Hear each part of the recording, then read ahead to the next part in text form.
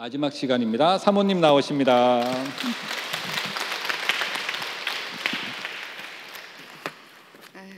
반갑습니다. 어느덧 마지막 시간인데 세월이 정말 빠릅니다. 한 달 지났습니다.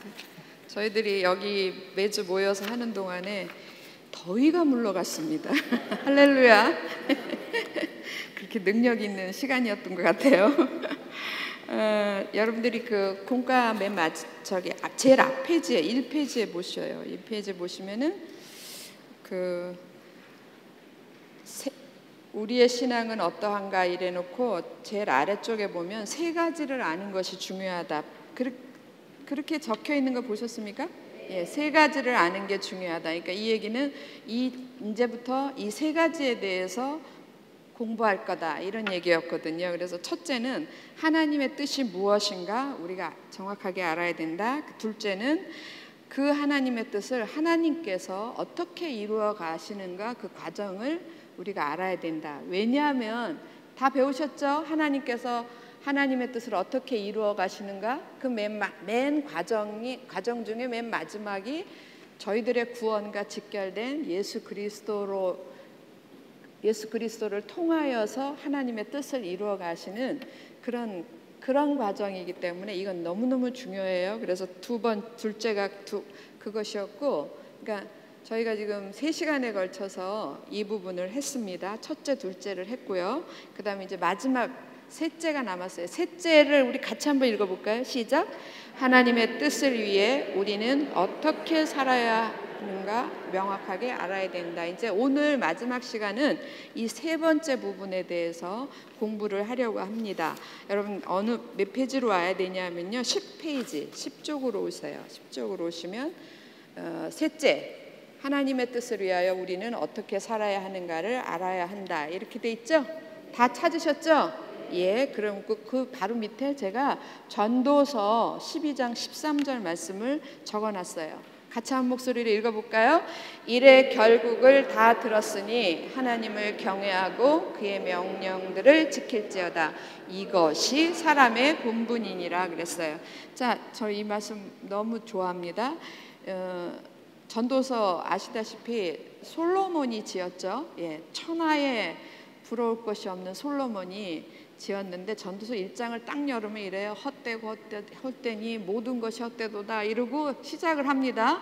그러면서 전도서 내용이 부도 헛되고 명예도 헛되고 지혜도 헛되고 다 헛된 거예요. 그런 부분들을 쭉 설명해 가면서 그러면 모든 것이 헛되는데 그 중에서 정말 참된 것이 무엇인가 이제 그런 부분들을 설명해 가는 게 전도서 내용이었어요. 쭉 오면서 오늘 12장 맨 마지막 절에 가면 일의 결국을 다 들었으니, 예, 저는 이 말이 너무 마음에 들었어요. 일의 결국을 다 들었으니 그러면 너희들은 어떻게 해야 되느냐 이렇게 가르쳐 주는 거예요. 딱 집어서 가르쳐 주잖아요. 왠지 시작도 안 했는데 목이 쉽니다. 딱 집어서 가르쳐 주는데 일의 결국을 다 들었으니 너희가 할 일은 하나님을 경외하고 하나님의 명령들을 지켜야 된다. 이러고 한 문장으로 아주 간결하게 답을 줘요. 그리고 덧붙이는 말이 이게 사람의 본분이니라. 그 말은 이렇게 표현하는 거죠. 사람이라면 이렇게 살아야 된다. 예. 너희가 진정 사람이라면 이렇게 살아야 된다라고 이야기하는 게 솔로몬의 이야기였어요. 저는 이 말씀을 그대로 인용을 해가지고 일의 결국을 다 들었으니 우리가 무려 3주에 걸쳐서 그 더운 날에 더운 시간에 모여서 3주에 걸쳐서 하나님의 뜻에 대한 전말 시작부터 마지막까지를 우리가 다 들었어요. 그죠? 예, 하나님의 뜻이 무엇인가? 하나님의 뜻이 무엇인가에 대해서 들었고 그 하나님의 뜻이 무엇인가 들었고 이 뜻을 하나님께서 어떻게 이루시기 위해서 어떻게 하셨는가 이렇게도 해보시고 이렇게도 해보시고 이렇게도 해보시고 다 가슴 아픈 일들이 너무 많았죠. 네, 마지막으로 이 하나님의 뜻을 하나님께서 친히 이루시기 위해서 누구를 통하여서 예수님을 통하여서 이 하나님의 뜻을 이루시는 겁니다. 그래서 그 부분까지 저희들이 다 배웠어요. 이제 하나님의 뜻에 대한 건 저희들이 다 배운 거예요. 성경 전체를 꿰뚫어 가면서 여러분 꿰뚫어지지 않은 느낌을 가졌으면 정말 죄송합니다. 제가 잘못 가르친 거고요. 실상은 성경 창세기부터 계시록을 막 달려가면서 이런 뜻에 대한 모든 결말을, 전말을, 시작과 마지막을 다 들었어요. 그렇다면 요 전도서 12장 13절 말씀처럼 일의 전말, 하나님의 뜻에 대한 모든 것을 다 들었으니 우리는 어떻게 해야 될 것인가? 굳이 전도서 말씀 12장 13절 말씀을 들지 않더라도 우리가 하나님의 뜻에 대해서 하나님의 뜻이 이런 것이라는 걸 배웠고, 그것을 하나님께서 어떻게 이루시기 위해서 어떤 일들을 하셨는가 다 배웠고, 결국에는 하나님께서 그 하나님의 뜻을 이루는 일에 저희가, 여러분과 제가 들어가 있는 거예요. 그것을 위해서 독생자 예수 그리스도를 보내셔서 결국엔 마지막에는 이 일들을 성취하시는 모든 모습들을 저희들이 다 배웠습니다. 다 들으셨죠? 다 듣기만 하셨습니까? 다 아셨죠? 다 아시기만 하셨습니까? 다 느끼셨죠? 귀로만 배우는 것이 아니고 머리로만 배우는 게 아니고 가슴으로 배우는 거라 그랬어요. 다 느끼셨으면, 그러면 여기까지 온 사람이라면 정말 이 뜻에 대한 깨달음이 있다면, 마음까지 왔다라는 건 깨달음이 있다라는 거예요. 그렇다면 저는 이것이 사람의 본분이니라. 사람이라면 당연히 이런 생각이 들어야 된다고 생각해요. 그러면 하나님, 이 과정은 하나님께서 이렇게 행하신 과정은 우리로서 볼 때는 다 은혜인 거예요. 다 은혜고 다 축복인 거예요. 믿으십니까? 예. 그런 놀라운 은혜, 놀라운 사랑, 놀라운 축복을 받은 저와 여러분이라면 저와 여러분 속에 한 가지 하나님께 대한 드리고 싶은 말, 한 가지 내가 외치고 싶은 말, 물어보고 싶은 말이 떠올라야 돼. 그게 뭐냐? 그럼 하나님, 이제부터 나는 어떻게 살아야 되죠? 그렇잖아요. 집 나갔던 자녀가, 철다군이 없어가지고 집 나갔던 자녀가 돌아와서 아버지의, 부모님의 사랑을 깨달았어요. 그러면 그 자녀의 마음속에 딱 한 가지 들어야 되는 건, 이제부터 나는 이 부모님을 위해서 어떻게 살아야 되나? 다시는 속 안 새길 거야. 다시는 속 안 새긴다라는 게 뭐예요?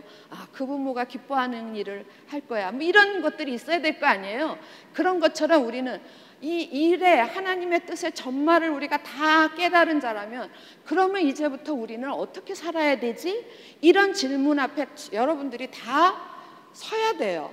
우리 속에 그런 것이 아직도 생겨나지 않는다면은 이렇대. 이건 다 남의 얘기입니까? 하나님께서 하나님의 뜻을 펼치시고 하나님의 뜻을 계획하시고 그것을 이루어 가시는 모든 과정을 다 들었는데 이거는 남의 일입니까? 아니요, 바로 여러분과 저의 일이에요. 그렇게 믿지 않으세요? 예. 그렇다면 이 놀라운 은혜 속에 내가 들어가 있는 거예요. 어떻게 보면요, 우리가 다 은혜 받았다라는 거잖아요. 이 모든 게 사실은 하나님은 모든 사람들을 다 향해서 이런 동일한 은혜를 베푸셨지만, 제가 느끼기에는 나를 위해서 이렇게 하셨구나, 이렇게 느껴지는 거예요. 도대체 내가 뭐길래 나 한 사람을 나를 위해서 하나님이 이런 일들을 하셨구나, 이런 계획을 하시고 이런 일들을 하시고 이런 축복을 허락하셨구나, 이렇게 느껴지는 저야지 정상인 거예요. 그렇다면 그냥 두 말도 할 거 없이 하나님, 그럼 전 이제부터 어떻게 해야 돼요? 이런 질문이 생겨야 되겠죠. 그죠?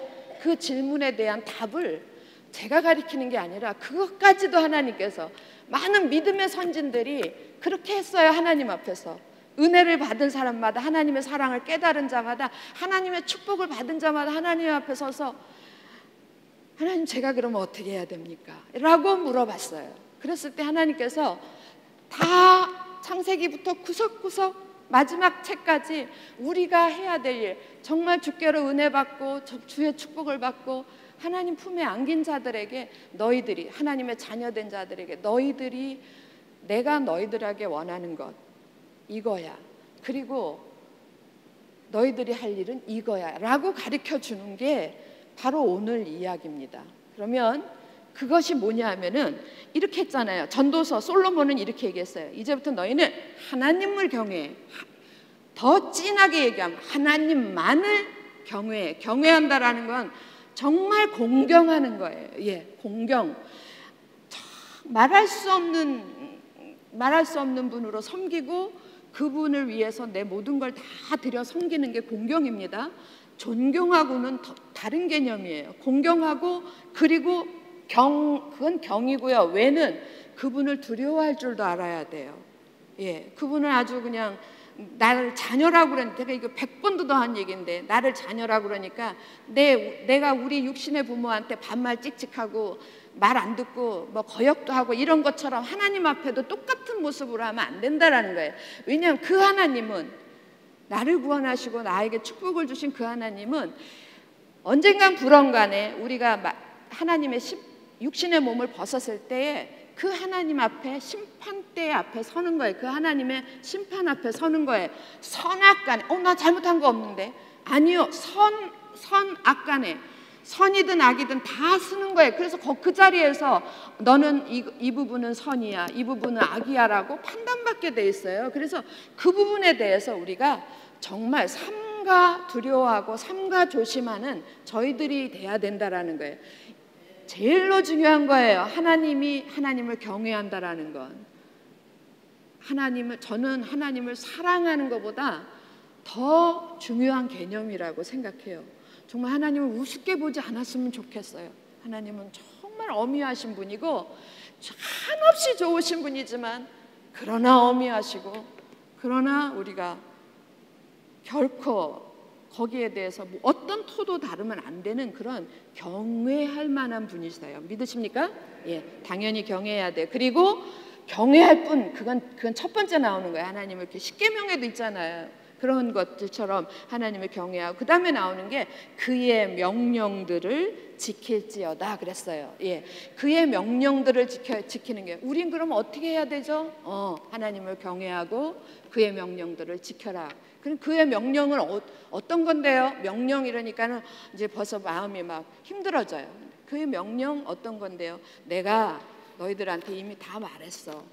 우리가 가지고 다니는 성경 66권의 책 안에 이 명령들이 다 들어있는 거예요. 한두 개만 있겠습니까? 반복해서 있는데 이 명령들을 오늘 그 부분에 대해서 자, 우리는 어떻게 살아야 되죠? 하나님의 명령, 여호와를 경외하고 하나님의 명령들을 지키며 사는 것. 그렇게 사는 게 우리가 해야 될 일이라는 것. 먼저 분명히 하고 넘어가겠습니다. 여러분 그런 사람들이 되기를 주의 이름으로 축원합니다. 예, 이것이 사람의 본분이니라. 사람이라면 이렇게 살아야 된다. 하나님의 자녀라면 이렇게 살아야 된다. 근데 그 하나님의 명령들을 성경에 나와 있는 하나님이 우리에게 주신 명령들을 다 늘어놓고 이렇게 분류를 해보니까 딱 두 개의 분류에 들어가는 거예요. 한 부류, 또 한 부류. 예. 그래서 또 한 부류는 무엇에 관한 이야기냐 하면 사랑에 관한 이야기예요. 사랑에 관한. 뭐에 관한 거라고요? 사랑. 예, 사랑에 관한 거. 또 하나는 그럼 여기는 뭘까요? 이거는 선교예요. 선교. 사랑에 관한 얘기고 하나는 선교에 대한 이야기예요. 여러분 이 두 가지에 대해서 제가 거기 제목에 셋째 하나님의 뜻을 위하여 우리는 어떻게 살아야 하는가를 알아야 된다 했을 때에 거기 옆에 보면 두 가지가 나오죠. 대계명과 대위임령. 이 대계명이 바로 사랑에 대한 가장 큰 계명을 정확하게 이야기한 것을 우리는 대계명이라고 그래요. 그리고 대위임령은 선교에 대해서 우리에게 교과서처럼 주신 말씀이 대위임령이에요. 대위임령. 이거 여러분 제가 거기에도 있지만 얘기하면 다 우리 이거 다 아는 얘기야 이래. 이미 굉장히 많이 들었어요. 그런데 그 들은 게 중요한 게 아니고 하나님의 성경 전체 지금까지 하나님이 우리에게 명령하신 것들을 다 모아서 분류해 보니까 이 두 부류 안에 다 들어가더라는 거야. 분류 안에 하나는 사랑이라는 그 안에 모든 명령이 들어가 있고 또 하나는 선교라는 그 분류 안에 다 들어가 있다라는 거예요. 그래서 결국 하나님의 명령 명령을 두 가지로 얘기해 보세요. 그러면 하나는 사랑, 하나는 선교예요.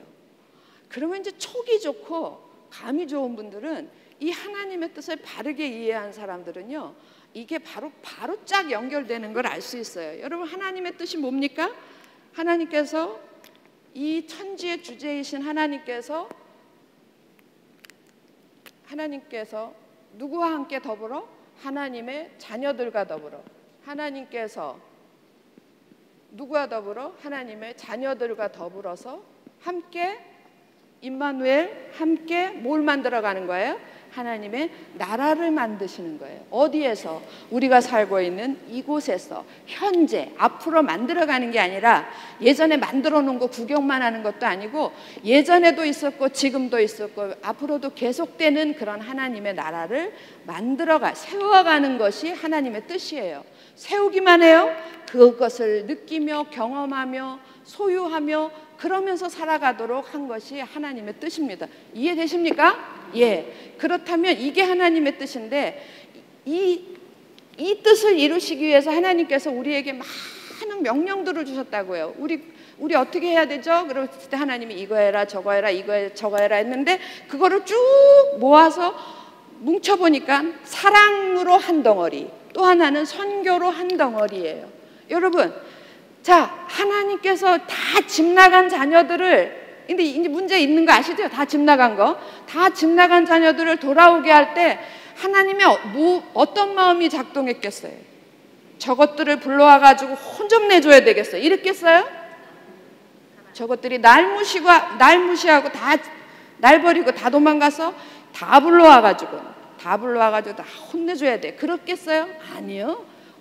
우리를 구원하신 그 구원하심에는 기본적으로 뭐가 작동하셨냐면 하나님의 사랑이 작동하신 거예요. 믿으십니까? 하나님의 사랑 없으면 어린 반푼어치도 없는 거예요. 그 사랑이 얼마나 큰지 독생자 예수 그리스도를 내어주시기까지 했다고 확증하시면서 우리를 사랑하신 그 사랑입니다. 그리고 그 사랑 때문에 우리가 다시 돌아가는 거예요. 하나님의 안에 뜻 안으로 들어가고, 돌아온 자녀들이 함께 하나님의 나라를 만들어가는 일에도 뭐가 없으면 뭘로만 가능하냐 하면 힘으로 가능하지 않아요. 능력으로 가능하지 않아요. 경력으로 가능하지 않아요. 어떤 것으로도 가능하지 않다고요. 물질로도 가능하지 않아요. 뭘로만 가능하냐면 사랑으로만 가능해요. 예, 사랑으로만. 그 얘기를 많이 들으셨잖아요. 예, 그래서 그 사랑이 없으면 하나님의 뜻은 이루어지지 않는 거예요. 그러므로 하나님께서 우리에게 명령할 때 그 많은 명령을 다 사랑의 알고 보니까 이것도 사랑이고 이것도 사랑이고 이것도 사랑이고 다 사랑하라라는 말씀이네. 겸손하라, 이것도 사랑이에요. 온유하라, 이것도 사랑이에요. 다 사랑일세 그 안에 들어가고, 그 다음에 여기 사랑으로 하나님께로 돌아가서 하나님의 나라를 이루어서 하나님의 품 안에, 충만 안에 거하고 축복 안에 거하는 모든 자들이라면, 양심이 있다면, 사람이라면, 하나님의 자녀라면 자기들만 누리고 있으면 되겠느냐고요. 지금 우리가 누구 때문에 여기 들어가 있는데, 하나님의 은혜와 사랑 때문에, 하나님의 뜻이기 때문에 그 뜻을 이루시기 위해서 나를 이렇게 부르셨는데, 그러면 나는 이제부터 해야 될 일은 아버지의 뜻을 이루는 일에 두 가지를 한번 생각해 보세요. 가만히 나만 이 축복을 누리고 있으면 이건 일단 사람 아니야. 그죠? 이건 일단 사람 아니야. 아주 양심불량이라니까요. 나만 딱 누리고 있으면 이건 아주 양심불량이에요. 그러니까 일단 아니고, 그래도 철이 들어서 있으면은 내가 이제부터 해야 될 일은 이 아버지의 뜻을 이루는, 아버지의 소원을 이루어 드리는 일에 내가 온 힘을 다 기울여야 되겠다. 아버지의 소원이 뭔데요? 아버지의 소원은 아직도 돌아오지 않은 수많은 영혼들을 주께로 돌이키는 거예요. 그래서 다 너 있는 곳에 너만 있지 말고 다 같이 있도록 해라. 같이 누리도록 해라. 이게 아버지 뜻 아닙니까? 이 자리에서 이 말씀을 하는 게 너무 감사해요. 왜냐하면 다 부모님들이시니까 너무 잘 이해할 것 같아요. 어떤 10손가락 깨물어서 안 아픈 손가락 없다고 그랬잖아요. 어떤 자식도 버릴 자식은 하나도 없어요. 그게 아버지 하나님의 마음이거든요. 그럼 그 마음을 읽은 자들마다, 마음을 깨달은 자들마다 뭘 해야 돼요? 아직도 안 돌아온 저기 집 나간 형제들, 집 나간 그 개망난이들 불러들이는 일에 온 힘을 다 기울여야 되겠죠? 오늘 선교사님처럼 하던 일 다 멈추고 이게 중요하지 않아. 정말 하나님 은혜를 깨달았으면 이게 중요하지 않아. 내가 하나님의 일을 하는 게 더 중요해. 그래서 그게 뭡니까? 집 나간 자녀들을 주께로 돌이키는 게 뭡니까? 그게 선교예요. 선교에서 온 땅에 하나님의 나라를 확장시키는 거, 그게 선교입니다. 그러니까 생각해보면 이 두 가지가 결국은 하나님의 뜻에서 나온 거예요. 뭔지 아시겠어요? 어렵습니까? 하나님은 어떤 분이시냐면요, 어린애가 들어도 다 알 수 있는 것을 우리에게 주신 분이에요. 믿으십니까? 근데 왜 우리는 몰랐을까요? 우리가 귀가 가려져서 못 들은 거고요, 마음이 어두워져서 깨닫지 못한 거예요. 그리고 우리 머리는 다 내 거로 가득 차 있어서 하나님의 것이 들어올 자리가 없었어요.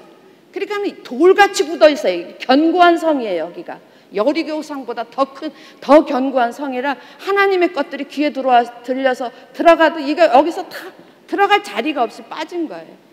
그러니까 어떤 공격을 해도 그냥 바위에다가 계란을 던진 것처럼, 달걀을 집어 던진 것처럼 지금까지 우리가 수많은 얘기를 들었는데 모르겠어요. 지금 이 순간도 여러분 마음이 정말 마음속 깊숙한 곳까지 하나님의 그 은혜가 자리 잡지 않으면 이것도 지금 달걀을 가지고 바위를 치는 것밖에는 다를 게 없다고 생각을 합니다. 근데 그렇지 않기를 주의 이름으로 간절히 빌고 또 원합니다. 예.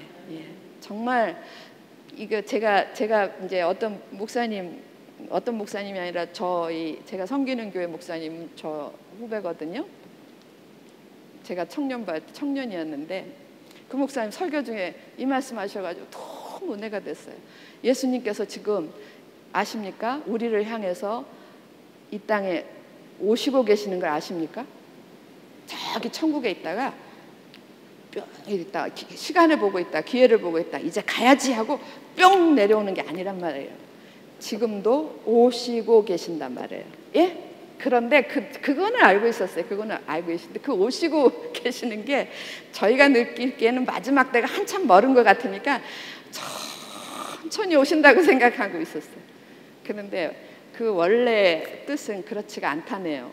하나님 예수께서 우리를 향하여 오실 때 지금 달려오신대요. 달려오신대요. 지금 예수님이 이 땅에 하나님의 나라를 마지막 성취하시기 위해서 막 달려오신다라는 거예요. 그렇다면 이 의미는 뭐예요? 우리에게 별로 시간이 없다라는 얘기예요. 정말 다급한 거예요. 느낌이 자꾸 이런 느낌만 들어요. 소돔이 멸망할 때에 불로 막 태워지고 유황으로 불타고 막 이러는 상황 속에서 롯은 마음이 안타까워서 사위한테 막 얘기들 합니다. 딸들한테 얘기합니다. 빨리빨리 도망가야 돼. 그랬더니 사위들이 뭐라고 그랬어요? 농담같이 여겼더라 그랬어요. 농담같이. 이 긴박한 이 상황 속에서 우리 나라의 상황만 긴박한 게 아니고 우리의 영적 상황도 긴박하다는 걸 잊지 마시기 바랍니다. 정말 기가 막힌 상황이에요. 그런 부분들에 대해서 이 하나님의 뜻이 하나님의 명령하고 직결된다라는 거를 어떠세요? 이해되십니까? 예, 사랑으로 선교로. 그러니까 우리는 결국 우리가 해야 될 일은 두 개에 집중되어져야 돼요. 자, 그러면 제가 공과로 오겠습니다. 10페이지로 오시면, 자, 먼저 이 사랑과 선교 중에서 두 가지가 있다고 그러면 어떤 게 먼저냐 이렇게는 나누는 것조차가 좀 어리석은 얘기겠지만 굳이 나눈다면 우리가 어떤 게 먼저가 돼야 되겠습니까? 그렇죠. 예. 사랑이 먼저 돼야 돼요. 사랑이 먼저 된다라는 건 사람이 먼저 돼야 된다. 내가 먼저 변화가 돼야 된다라는 얘기예요. 내가 변화되지 않은 사람, 하나님의 자녀로 변화되지 않은 사람들이 선교하는 거, 주의 일하는 거, 목회하는 거 다 무서운 얘기예요. 정말 다 무서운 얘기입니다. 그러니까 그런 분들만 생각하지 말고, 내가 지금 오늘 하나님의 자녀로 살아가는데 내가 사랑의 사람으로 변화되지 않았는데 하나님의 자녀라고 말하면서 그러고 살아가는 것도 어떻게 보면 무서운 거예요. 오히려 하나님의 빛을 가리는 역할을 한다니까요. 내가 그 빛을 받아서 오히려 빛으로 살아야 되는데 그걸 가리는 역할을 하면 되겠습니까? 그러니까 우리가 그 어떤 것보다도 서둘러서 해야 되는 건 각자가 사랑의 사람으로 바뀌어져야 된다는 거야. 할렐루야. 예, 정말 바뀌어져야 됩니다. 근데 그 사랑이 소견에 옳은 사랑이어서는 안 되는 거예요. 누구의 사랑으로 바뀌어져야 됩니까? 아버지의 사랑으로 닮아서 바뀌어져야 되는 거예요. 아버지 사랑. 아버지가 우리를 사랑하셨을 때 어떻게 사랑하셨어요? 내 거 다 네 거. 여러분, 사랑의 개념에 어떤 게 사랑입니까? 여러분 사랑해요. 여기서 사랑해요 10번 외치는 것보다 100번 외치면 제 사랑이 더 진합니까? 아니죠. 여러분들이 저를 사랑의 사람이라고 느낀다면, 믿어주고 느끼는 거는 저한테서 무엇을 볼 때 그게 가능하냐면, 저에게서 여러분들에게 뭔가가 드려졌을 때, 나갔을 때, 그리고 그 나간 것이 유익이 되었을 때, 여러분들한테 도움이 되었을 때, 그것이 사랑인 거예요. 그것이 말이든, 그것이 물질이든, 그것이 어떤 힘이든 능력이든 뭐든 간에 그것이 여러분들에게 제가 얘기하고 제가 말하고 제가 뭘 했고 한 모든 것들이 여러분들에게 유익이 되었을 때, 그리고 저에게서 빠져나갔으니까 저는 손해겠죠, 그죠? 그런 희생의 개념이 없으면 그건 사랑이 아니에요. 그거는 울리는 꽹과리고 아무것도 아니에요. 안고 없는 찐빵이에요. 아무것도 아니다 그랬어요. 진짜 아무것도 아니에요. 그러니까 우리 속에 서로 사랑이 메말라가는 거는, 메마른 사람끼리들 많이 모여 있으니까 완전히 우리는 더 건조해질 수밖에 없는 거죠. 마찬가지입니다. 저를 예를 들었지만 여러분들도, 여러분이 사랑의 사람이 되려면 여러분들 속에선 자식을 위하든 이웃을 위하든 형제를 위하든 우리 공동체를 위하든 여러분 속에서 희생되는 뭐가 있어야 되는 거예요. 희생, 헌신 이런 게 없이 사랑이라는 말은 꺼내지도 말아야 돼요. 오늘 여기서 찬양하시는 많은 분들이 계셨어요.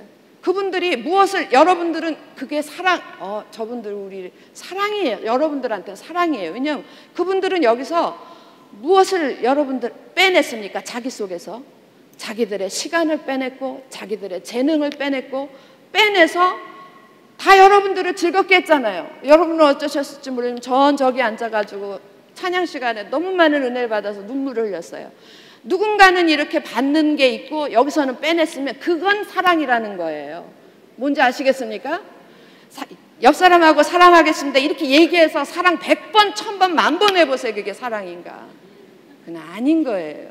뭔가가 다른 사람한테 도움이 되고 나에게서는 희생이 나가고 내 거는 빠져나가서 누군가에겐 도움이 될 때 이걸 사랑이라고 그러는 거예요. 잊지 마시기 바랍니다. 그래서 그 사랑이 중요한 거고요. 자, 보세요 한번. 대계명은 그 마가복음 12장 28절에서부터 31절이에요. 같이 한번 읽어볼까요? 시작. 서기관 중 한 사람이 그들이 변론하는 것을 듣고 예수께서 잘 대답하신 줄을 알고 나와 묻되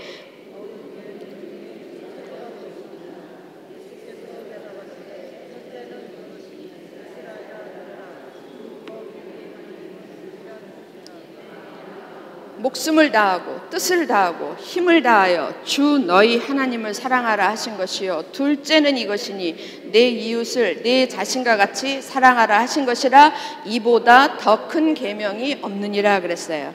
여러분, 어떤 서기관이 나와서 이렇게 물어봅니다. 모든 계명 중에 첫째가 뭡니까? 제일 중요한 게 뭡니까? 그랬더니 예수께서 대답해요. 첫째는 이것이니 주 너희 하나님을 사랑하라.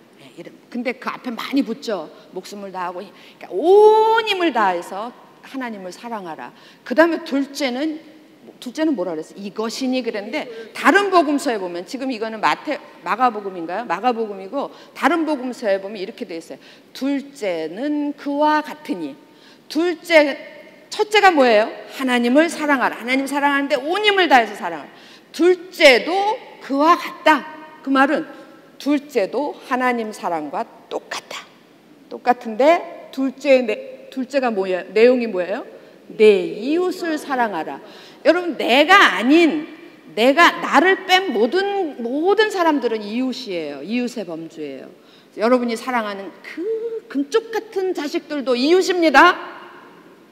이웃 가르고 옆집에 사는 나 201호 사는데 202호 사는 사람이 이웃이 아니라 나를 뺀 여러분이 금쪽같이 여기는 자식들도 이웃이고 여러분의 사랑하는 평생을 같이 사는 남편과 아내도 이웃이고 같이 피를 나눈 형제도 이웃이고 믿으십니까?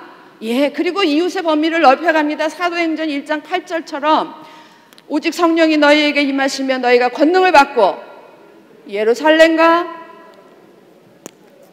가시죠? 권능을 받고 예루살렘과 온 유대와 사마리아와 땅끝까지 이르러 복음의 증인이 되라 그랬어요. 근데 이걸 여기다도 적용을 해보세요. 이웃의 적용.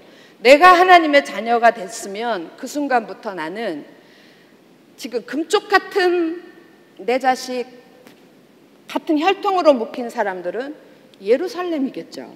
그죠? 예루살렘. 그 다음에 유대는 형제 아니에요? 형제. 그 다음에 사마리아는 껄쩍지근한 조금 불편하기도 하고 하여튼 껄쩍지근한 뭔가 좀 그런 이웃. 그리고 사마리아와 땅끝까지.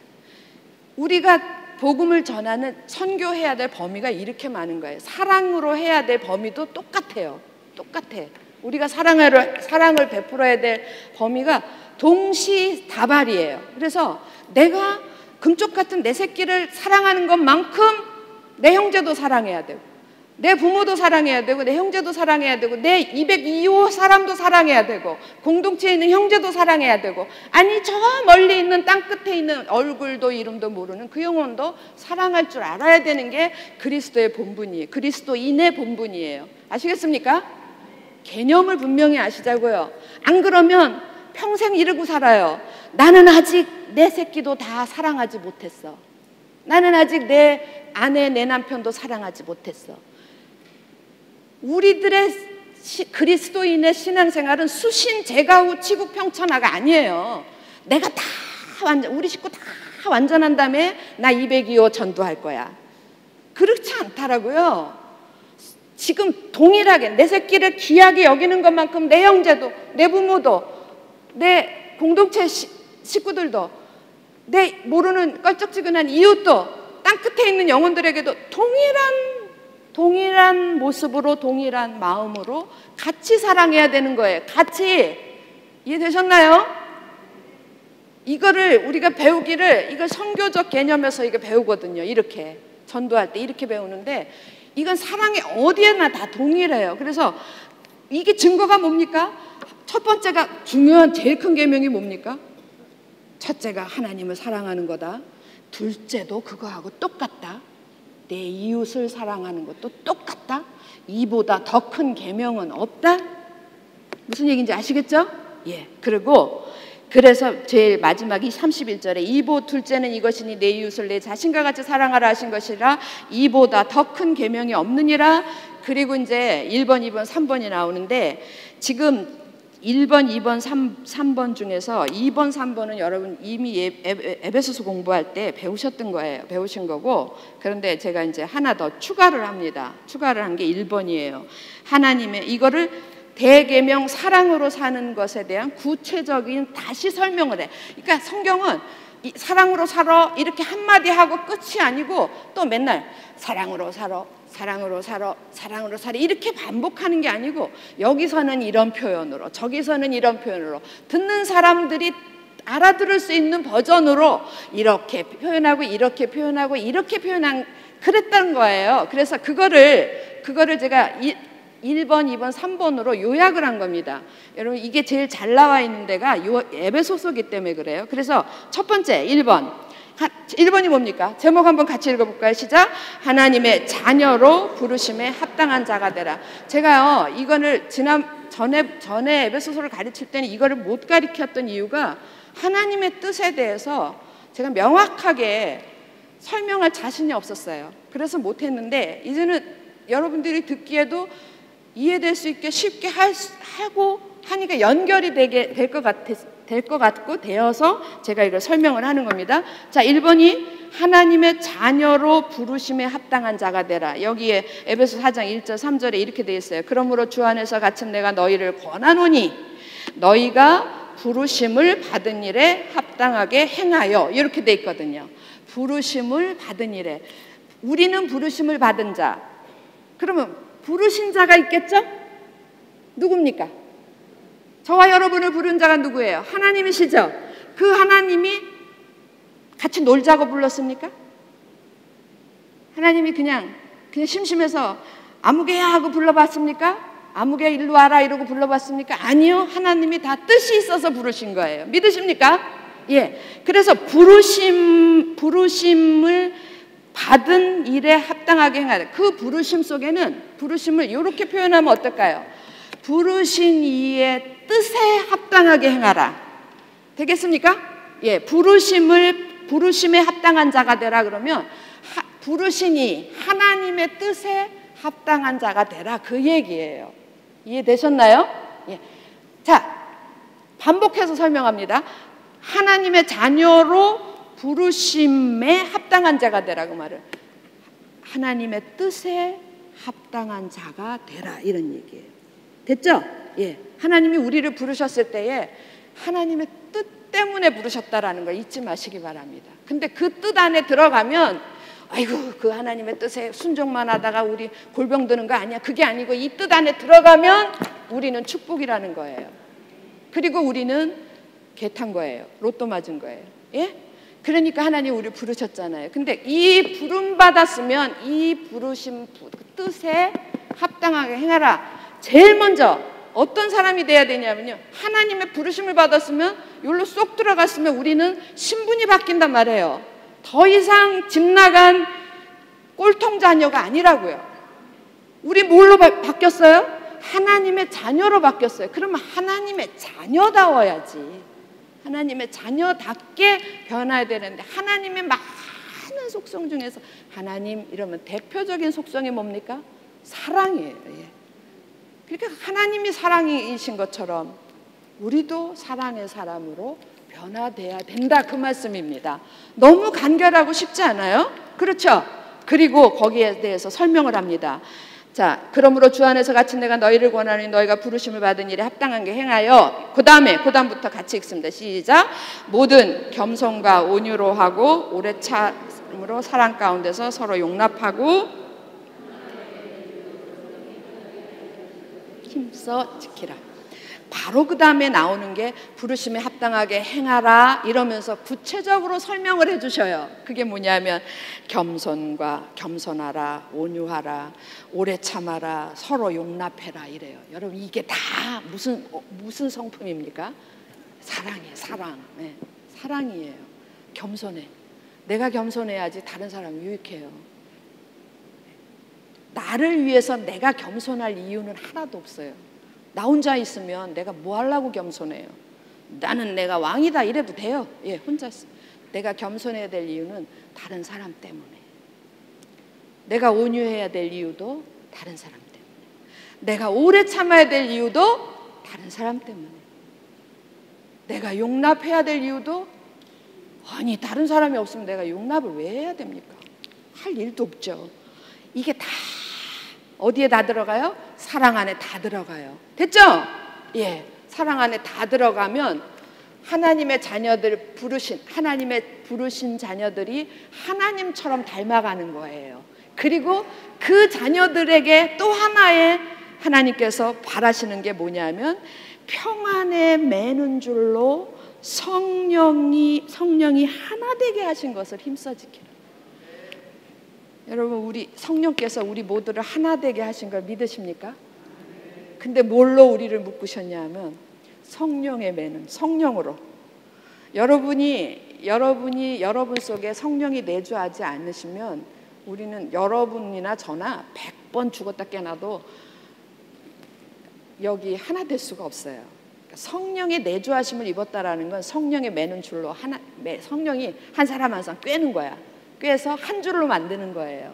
성령의 매는 줄로 하나 되게 하신 것을, 얼마나 가슴 아픈 얘기인지 몰라요. 성령께서 하나님이십니다. 하나님이신 그분이 우리를 한 사람 한 사람 엮으셔서 하나 되게 하셨어요. 그런데 얼마나 우리는 못돼 먹었는지, 우리는 얼마나 거역하는 그런 본성이 있는지, 그 하나 되게 하신 것을 그냥 탁탁 끊어버려요. 탁탁. 이건 정말 가슴 아픈 일입니다. 하나 되게 한 것을 오히려 어떻게 해야 돼요? 힘써 지켜야 되는 거예요. 힘써 지켜야 되는 거예요. 왜냐하면 성령이 하나 되게 하셨다라는 건 우리 눈에 보이지 않아요. 그리고 우리 제가 많이 자주 얘기하지만 우리 교회 공동체라는 속에 성령의 내주하심을 입지 않은 사람들도 있거든요. 그 사람들이 끼어서 우리 중간중간 끼면 이렇게 끈이 끊어져요. 근데 저는 이렇게 생각합니다. 오히려 그게 누구야? 저거를 색출해서 뽑아내야 돼. 이러지 마시고 우리 속에 가라지를 하나님께서 심으신 그거를 좀 좋게 생각하시면 안 돼? 하나님이 우리에게 집 나간, 가라지라고 보지 마시고 집 나간 하나님의 자녀들이 돌아올 수 있게 그 사람에게 기회를 준 거고, 우리에게는 하나님의 부르심에 순종할 수 있는 기회를 준 거다. 여러분, 바로 옆에 있는 사람이 아니 믿음이 없어요. 그러면 멀리 가서 복음 전할 일이 아니라 그 사람을 붙들고 하나님께로 돌이키게 하는 일, 그게 하나님의 부르심에 합당하게 사는 겁니다. 이해되셨습니까? 그래서 어쩌든가 이 사람 때문에 우리가 성령이 하나 되게 하신 것을 끊어지지 않도록, 이 공동체가 무너지지 않도록, 어디 구멍 나지 않도록 그냥 지켜라 안 하고요. 이건 힘써야 될 일이에요. 힘써서 지켜야 돼요. 부모님들이 가정을 지키기 위해서, 가정을 세우고 지키기 위해서 얼마나 우리가 평생 수고하십니까? 그거보다 더 큰 수고로 하나님의 나라를 지켜내야 될 줄로 믿습니다. 예. 그러면 우리 가정은 누가 지켜주는데요? 이러지 마세요. 우리 가정은 하나님이 지켜주세요. 아세요? 내가 하나님의 나라를 열심히 지키면 하나님은, 여러분이 하나님 같으면 가만 계시겠습니까? 네 가정 아무것도 염려하지 마. 너는 먼저 주의 나라와 그 일을 구해.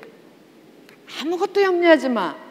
그 여러분 아무것도 염려하지 말라는 그 아무것 안에 나의 가정 들어있지 않아요? 나의 자녀 들어있지 않아요? 예? 그런 것들 아무것도 염려하지 마라. 너희가 구한 것 이상으로 채워주실 것이라는 하나님의 약속의 말씀이 있습니다. 무슨 얘기인지 아시겠죠? 예. 그리고 하나님이 주시지 않은 거는요, 다 헛거예요, 헛거. 모래밭이라니까요. 모래성이라니까요. 하나님이 주신 것만이 옳은 겁니다. 자, 그래서 부르심에 합당한 자가 되라. 이제 이해되셨죠? 예. 그 다음에 그러니까 부르심에 합당한 자도 가만히 보면 하나님의 뜻하고 똑같아. 이 부르심에 합당한 자의 이 말씀 속에 보면 사랑이 들어있고, 하나님의 자녀가 어떻게 돼야 되는가, 사랑이 들어있고, 그 다음에 하나님의 나라가 들어있어요. 보셨죠? 예, 보이시죠? 그 다음에 두 번째는 더 구체적으로 나아갑니다. 2번 한번 같이 읽어볼까요? 시작. 옛사람을 벗어버리고 새 사람을 입은 사람이 되라. 에베소 4장 21절 24절 너무 많이 들은 거예요. 진리가 예수 안에 있는 것 같이 너희가 참으로 그에게서 듣고 또한 그 안에서 가르침을 받았을진데, 가로를 딱 치면 여기에 적어보세요.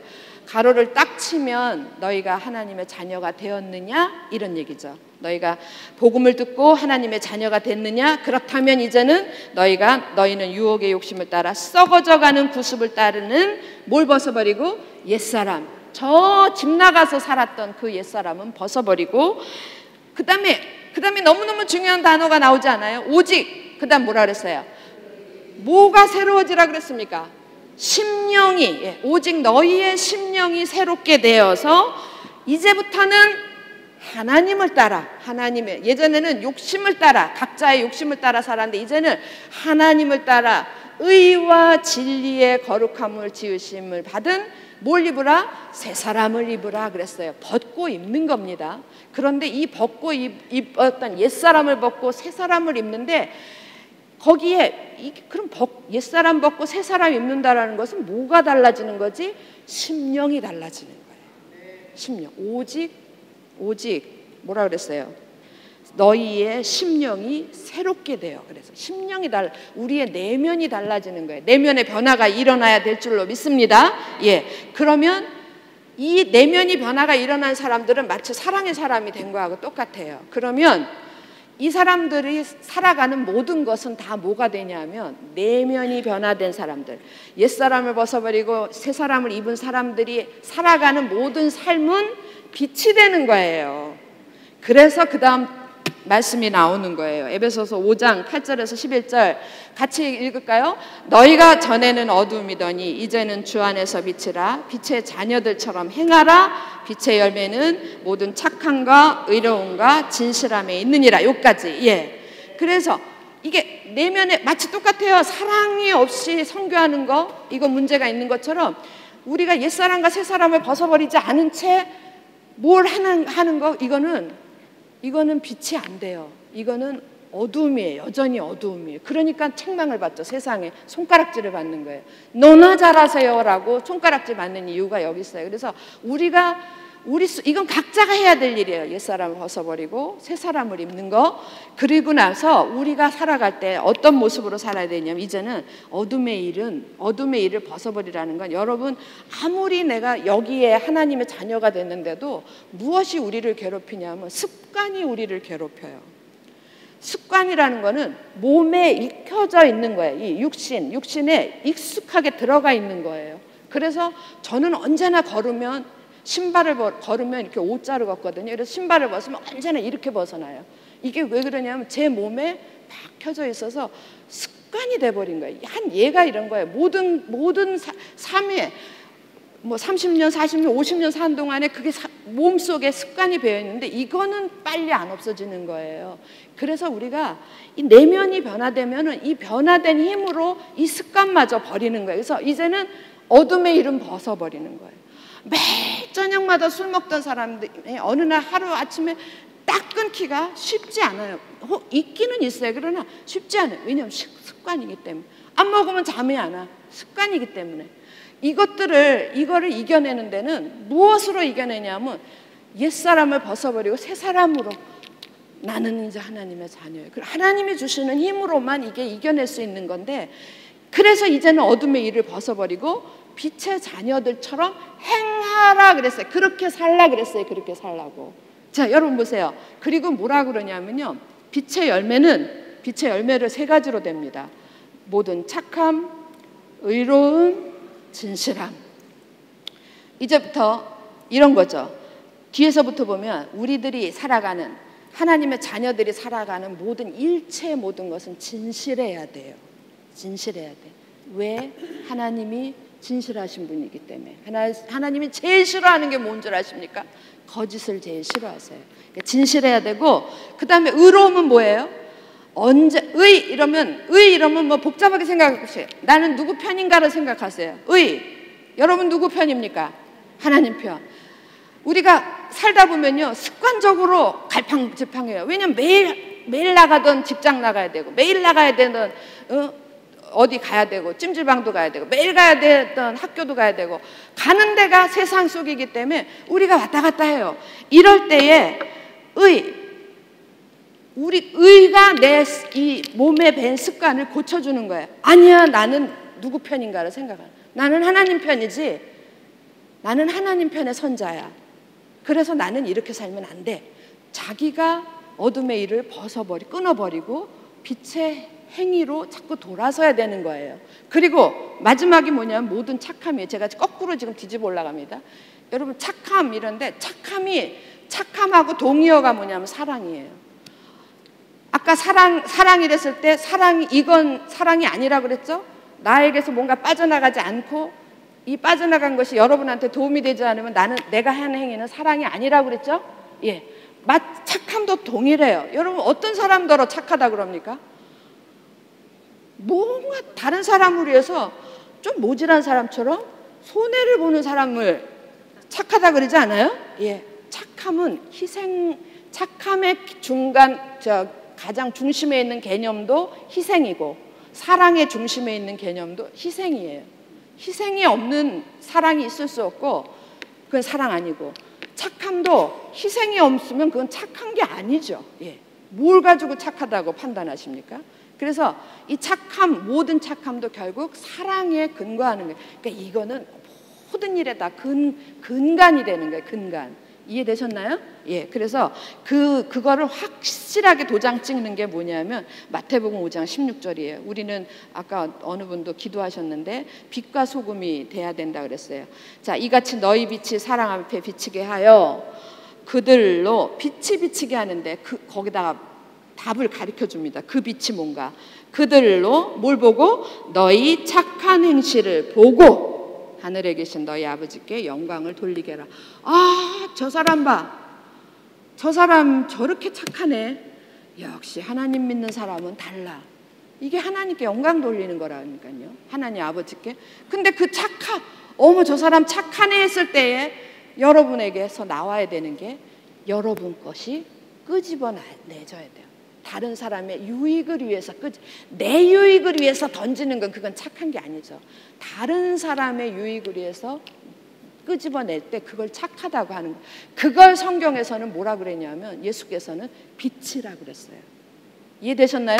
그래서 이렇게 하지 않으면 여러분 누구라도 빛이 될 수 없습니다.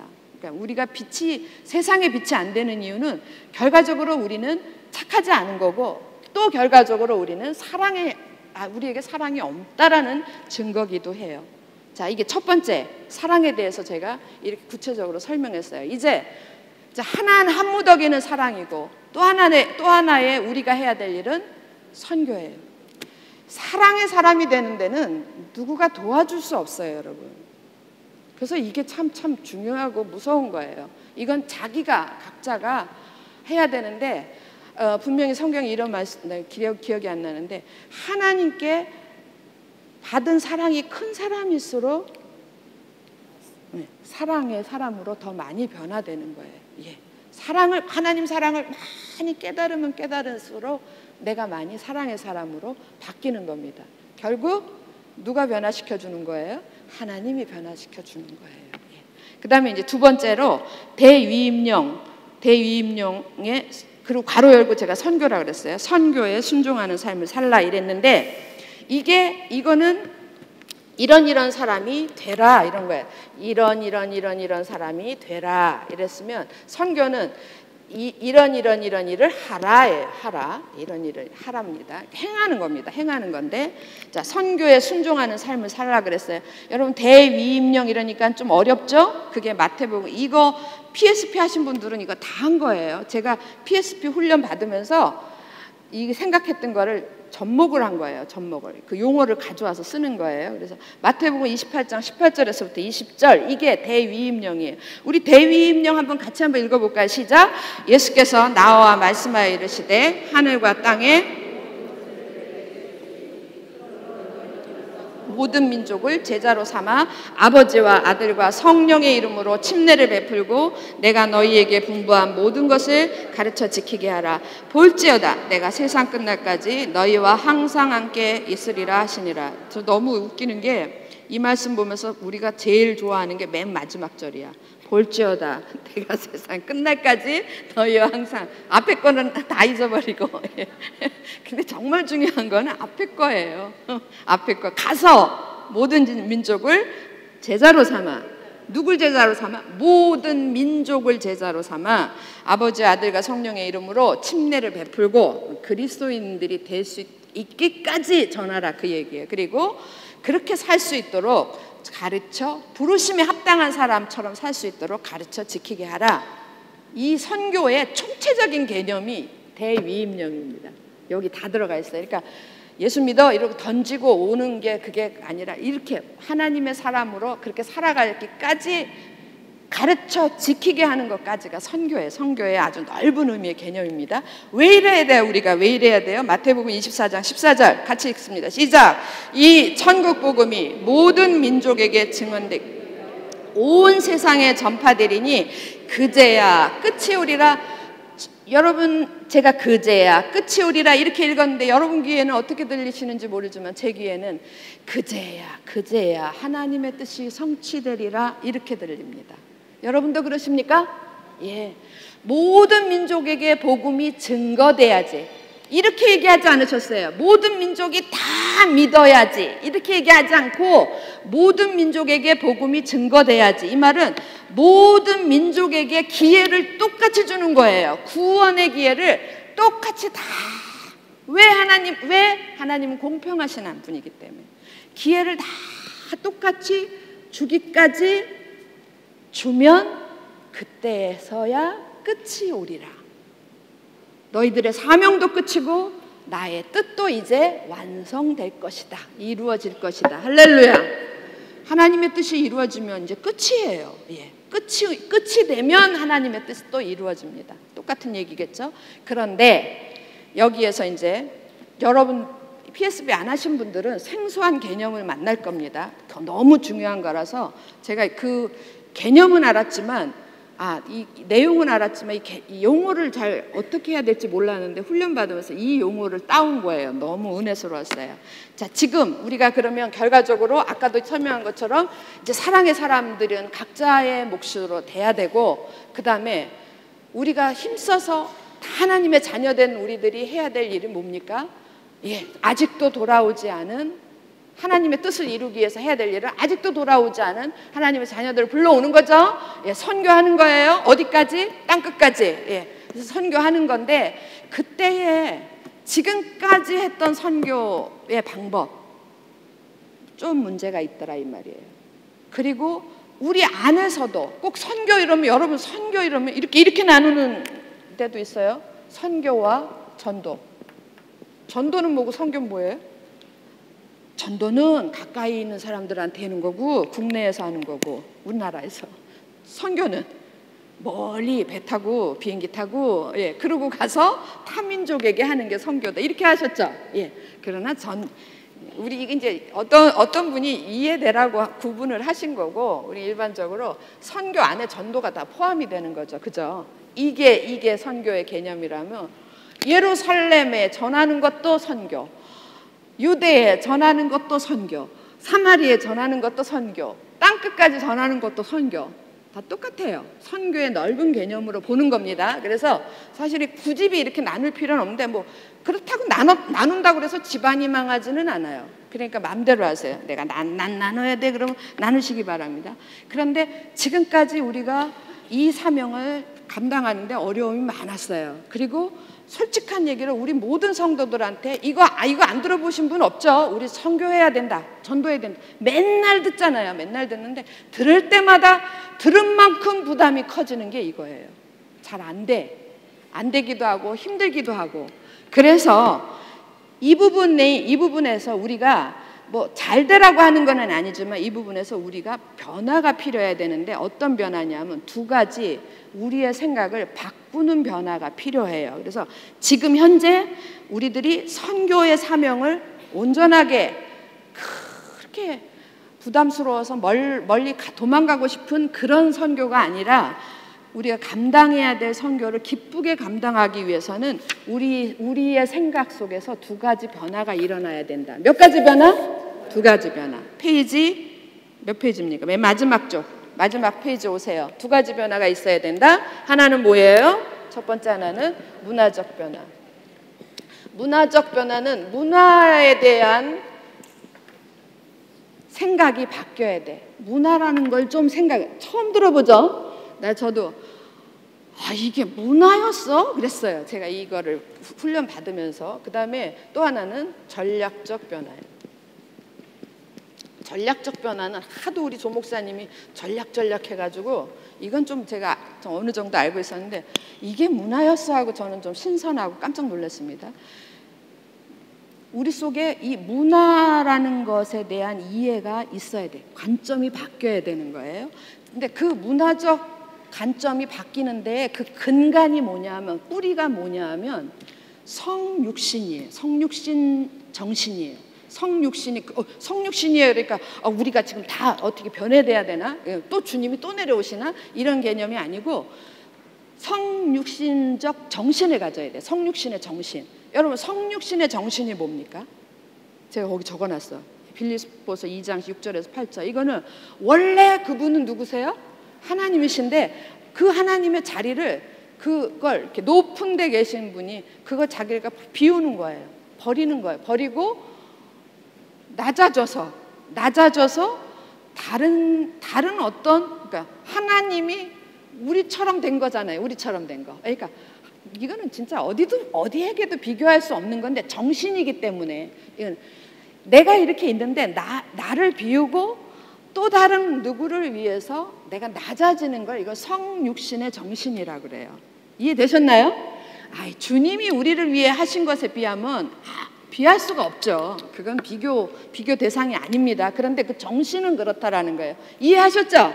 예, 이것이 우리의 선교를 감당하는 일에, 선교에 순종하기 위해서 우리의 뭐가 변화돼야 되는데, 우리가 문화라는 것을 이해해야 된다라는데, 성육신의 정신이 없으면 안 돼요. 그래서 왜냐하면은요, 선교회는 뭐 하다못해 우리 집 안에서 선교를 한다고 쳐도 이 선교회는 전하는 자하고 듣는 자 속에 문화의 차이가 있다라는 거예요. 문화의 차이. 아주 하나만 들겠습니다. 하나만. 부모 세대하고 자녀 세대하고 문화가 같습니까? 틀립니까? 예. 지금 저희가 PSP에서 훈련받는 건 전적으로 해외 선교, 여러분들이 알고 있는 선교에 대해서 집중해서 이걸 설명을 해요. 근데 저는 이걸 교회로 끌고 들어오는 거예요. 우리 속에도 이건 정말 큰 문제다라는 거예요. 여러분은 체험 안 해보셨습니까? 저 자녀가 셋인데 정말 전도하느라고 죽는 줄 알았어요. 아직도 한 놈은 안 돌아왔어요.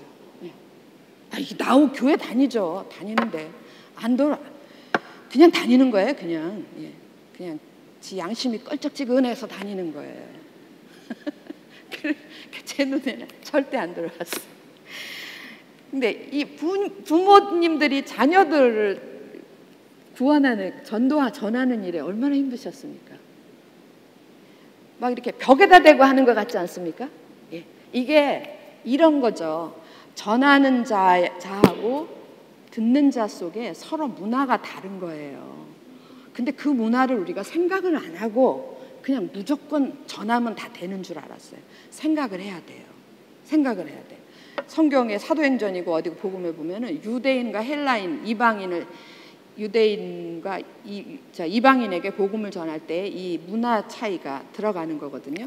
근데 우리가 내가 내 뱃속으로 난 자녀지만 문화가 달라. 진짜 나만 다르다고 느낍니까? 그래서 이거는 여기에 그 문화적 차이로 느껴지는 거를 두 가지 용어로 설명을 했는데, 이게 너무 귀에 쏙 들어오는 개념이었어요. 두 가지 개념이. 여기 이제 PSP를 하신 분들이 많아서 제가 좀 조금 쉽습니다. 하나는 벽이고요. 벽의 개념이고, 하나는 협곡의 개념인 거예요. 벽은 전하는 자가 내가 우리 아들한테 복음을 전할 때에 내가 느끼는 장벽이야. 문화적 장벽이에요. 내가 뭔 얘기를 하는데 복음을 전하는데 내 느낌에 어디 벽에다 대고 하는 것 같아. 그죠? 저것이 그냥 귀를 틀어막고 안 듣네. 우리는 이런 표현을 하는데 벽에다 대고 하는 것 같은 거예요. 그냥 듣기는 듣는데 알잖아요. 건성으로 듣는 거 다 알잖아요. 알아요. 다 알아요. 알아. 우리 막내 같으면 벌써 엄마가 교회 하나님 이러면 알아. 이러 딱 메아리로 딱 돌아오는 거예요. 한 개도 안 들어가는 거예요. 느끼는 게, 전하는 자가 느끼는 건 벽이에요. 이해되셨죠? 지금 오래간만에 다들 끄떡끄떡합니다. 할렐루야. 그런데 그럼 협곡은 뭐냐? 협곡은 우리 아들이 엄마라는 사람이 나한테 막 복음을 전할 때 느끼는 그 문화의 그 느낌이 협곡이에요. 협곡 아시죠, 여러분? 큰 깊숙한 계곡 같은 거예요. 도저히 건너갈 수 없는 거야, 저기는.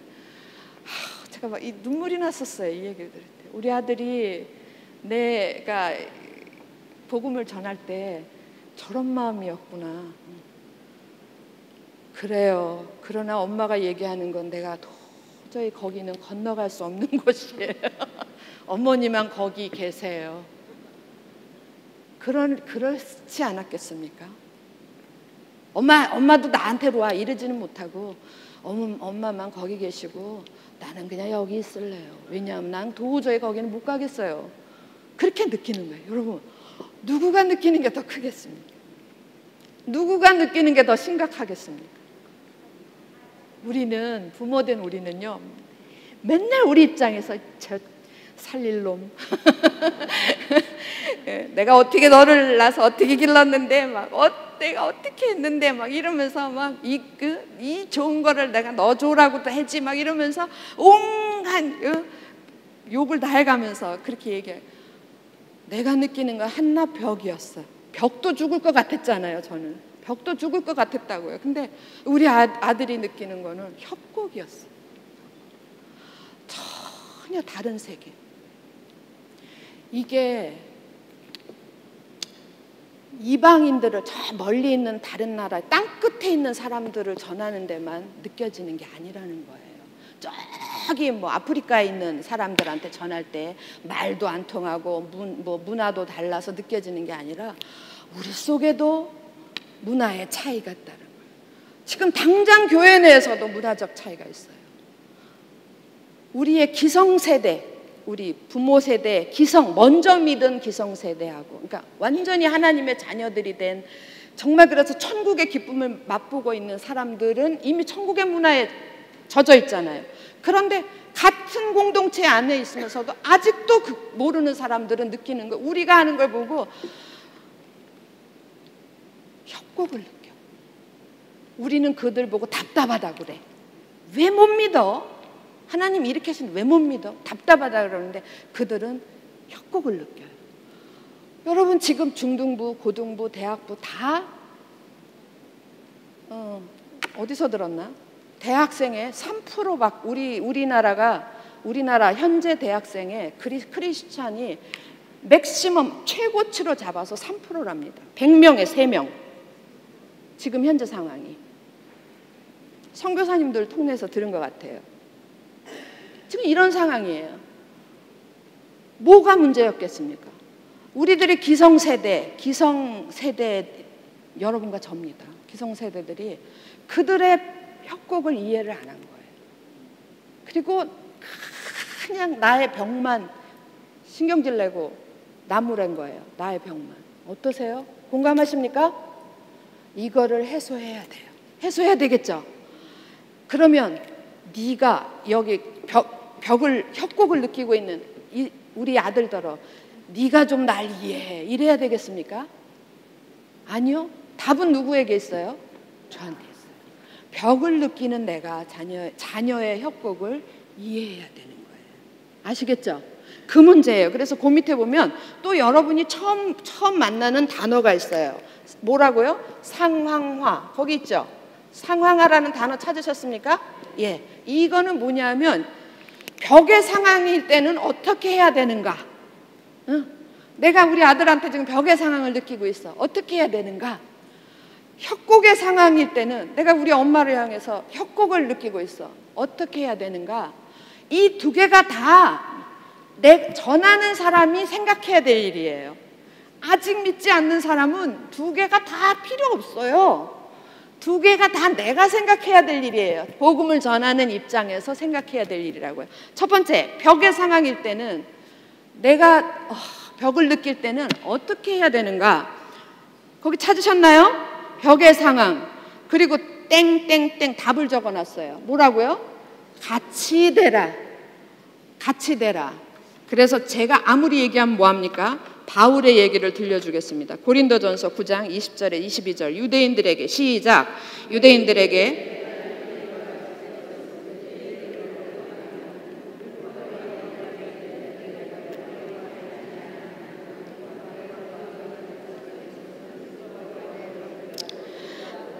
율법 없는 자에게는 내가 하나님께는 율법 없는 자가 아니요 도리어 그리스도의 율법 아래에 있는 자이나 율법 없는 자와 같이 된 것은 율법 없는 자들을 얻고자 함이라. 약한 자들에게 내가 약한 자와 같이 된 것은 약한 자들을 얻고자 함이요 내가 여러 사람에게 여러 모습이 된 것은 아무쪼록 몇 사람이라도 구원하고자 함이니. 할렐루야. 반복되는 단어가 뭡니까? 길게 썼지만 내가 이 사람하고 같이 된 것은 이 사람을 얻으려고, 돌아오게 하려고. 이 사람하고 같이 된 것은 이 사람을 얻으려고. 저 사람하고 같이 된 것은 저 사람을 얻으려고. 그렇다면 같이 된다라는 말을 오해하시면 안 돼요. 그들이 하는 것 그대로 같이 살아간다라는 게 아니라 이런 거죠. 같이 되라라는 의미는 다름을 인정하는 거예요. 그 사람이 나하고 지금 다른 상황에 있는 걸 인정하고 이해해야 돼. 여러분, 다름을 인정하고 이해해라라는 말을 어디서 많이 들어본 것 같지 않습니까? 교회 말고 어디서 여러분 많이 들었죠? 여러분 상담하면은 상담의 기본이에요. 부부 상담하러 가면은 답이에요. 이게 서로 다름을 다릅니다. 부부 상담의 정답이 이거예요. 서로 두 분은 다릅니다. 다름을 먼저 인정하십시오. 그리고 이해하십시오. 예? 인정하지 않으면 이해가 안 되는 거예요. 인정하고 이게 여기에도 적용된다라는 거예요. 여러분 부부 사이가 좋아지게 하기 위해서도 이걸 적용하는데 우리는 지금 뭐 때문에 이걸 적용하냐면 한 영혼을 구원하기 위해서 이걸 적용해야 한다면 그의 어떤 다름도 인정을 해야 되고 그의 어떤 마음에 안 드는 그 벽도 이해해야 돼요. 오래 참을 수 있어야 돼요. 그리고 내가 다름을 인정해주고 이해한다라는 것을 나의 벽인 우리 아들이 그걸 어느 날 깨달으면 그가 마음 문을 열어. 그가 벽을 치운다니까요. 이 벽은 내가 쌓은 벽이 아니거든요. 내가 느끼는 벽은 우리 아들이 쌓은 벽이에요. 그러니까 얘가 어느 날 이걸 치운다고요. 언제 치워지냐면 엄마가 자기가 다른 것을 자기를 인정해주고 이해해줄 때에 이걸 지가 치우더라고요. 우리 아들 돌아왔어요. 할렐루야. 제가 많이 눈물콧물 뺐는데 성령께서 도와주셔서 돌아왔어요. 정말 제가 어느 순간에 다름을 이해하고 내가 너 다 이해해. 내가 너 다 미안하다. 내가 너 다른 거 다 이해한다. 너가 지금까지 한 거 다 이해해. 내가 나의 도움이 필요하면 내게 얘기해. 예수 믿으란 소리 안 했어요. 안 했는데 쥐가 이 벽을 치우더라고요. 정말 저는 체험한 사람으로서 이게 정말 중요합니다. 정말 중요하고 이게 왜 정말 중요하냐면 주님이 막 달려오시고 계세요. 지금 빨리 예루살렘에 있는 내 가족들 다 구원해야 되고 유대에 있는 내 형제들 다 구원해야 돼요. 근데 언제까지 저건 벽이야. 그러고 계시겠습니까? 우리가 이걸 바꿔야 돼. 관점을 바꾸는 거예요. 관점. 예. 이게 다 나의 문제였구나. 내가 내 고집대로 한 탓이구나. 상대방을 이해해 주지 않으면 안 돼요. 예? 이해되셨나요? 그리고 그러면 협곡에 있는 상황에는 어떻게 되는가? 거기에 정답을 내가 뭐라고 그랬어요? 그대로 지내라 그랬죠? 예, 여기에 있는 여기에 해당되는 말씀은 사도행전 15장 28에서 29예요. 자, 같이 한번 읽어볼까요? 시작. 성령과 우리는 이 요긴한 것들 외에는 아무 짐도 너희에게 지우지 아니하는 것이 옳은 줄 알았노니 우상의 제물과 피와 목매어 죽인 것과 음행을 멀리할지니라.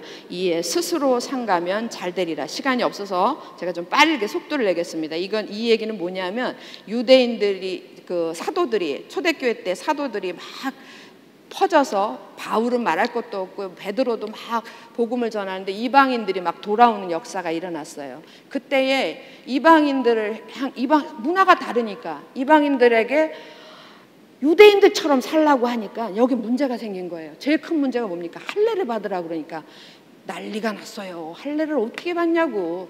안 받겠다. 이렇게 예수 안 믿겠다. 이렇게 된 거죠.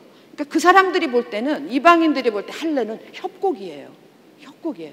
그러니까 내가 할례 안 받고 안 믿는 게 낫지. 이렇게 되는 거죠. 도저히 건널 수 없는 강이. 이 부분에 대해서 예루살렘 공회의가 회의를 해가지고 결정한 내용입니다.